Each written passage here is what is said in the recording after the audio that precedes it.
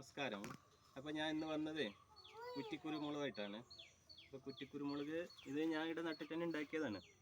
ഇതിലിപ്പോൾ തിരി വന്നിട്ടുണ്ട്, ഇതിലെല്ലാം തിരി വന്നിട്ടുണ്ട് കുറ്റിക്കുരുമുളകിൽ. പിന്നെ ഇതിപ്പോൾ അടുത്ത് നട്ടതാണ്. ഇതിൽ കുരുമുളക് പിടിച്ചിട്ടുണ്ട്, കണ്ടോ, ഇത് പിടിച്ചിട്ടുണ്ട്.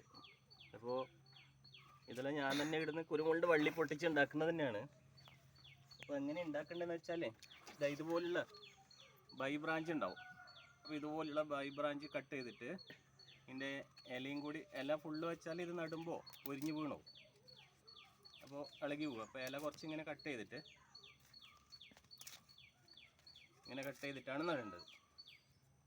അപ്പോൾ അതെങ്ങനെ നടുന്ന വെച്ചാൽ ഈ ബോട്ടലിൻ്റെ അടിയിൽ ഒരു 2-3 ചേരി ഇങ്ങനെ വെക്കുക.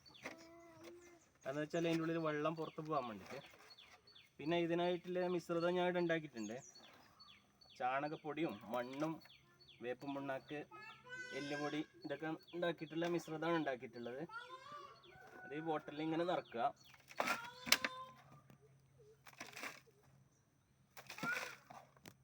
ഇങ്ങനെ ഫുള്ള് നിറക്കണ്ട, ഒരു 3/4 ഭാഗം നിറച്ചാലും മതി. ഫുള്ള് നിറച്ചാൽ നമുക്ക് ഇതിൽ വെള്ളം ഒഴിക്കാൻ പറ്റില്ലല്ലോ. എന്നിട്ട് ഇതിൻ്റെ ഈ മുട്ട് വരെ താഴ്ത്തി വെച്ചിട്ട് മണ്ണിട്ട് കൊടുക്കുക. ഒരു മുട്ട് വരെ മണ്ണിൽ താഴണം. താഴ്ത്തി വെച്ചിട്ട് ഇങ്ങനെ മണ്ണിട്ട് കൊടുത്തിട്ട്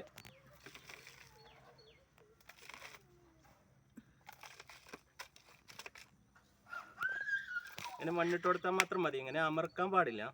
മണ്ണിങ്ങനെ അമർത്തിയാൽ മണ്ണ് അതിൻ്റെ ഉള്ളിൽ സെറ്റായി പോകും. അപ്പോൾ മണ്ണ് അങ്ങനെ അമർക്കാൻ പാടില്ല. ഇങ്ങനെയൊക്കെ വെച്ചാൽ മതി. ഇങ്ങനെ കുത്താനും പാടില്ല കേട്ടോ, കുത്തിയാലും മണ്ണ് സെറ്റായി പോകും. ഇങ്ങനെ കുത്താനും പാടില്ല. അങ്ങനെ ഇവിടെ ആക്കിയിട്ട് ഇങ്ങനെ വെച്ച് കൊടുത്താൽ അത് ശരിയായിക്കോളും. പിന്നെ വെള്ളം നനക്കണം കേട്ടോ. ഇതിങ്ങനെ ഉണ്ടാക്കിയിട്ട് ഒരാഴ്ച ഒരു വെയിലത്ത് വെച്ചുകൂടാ, കുറച്ച് തണലത്ത് വെക്കണം. തണലത്ത് വെച്ചതിന് ശേഷം മാത്രമേ കുറച്ചത് തെഴുത്തിട്ട് ലെവലായി കഴിഞ്ഞാൽ നമുക്ക് വെയിലത്ത് വെക്കാൻ പാടുള്ളൂ.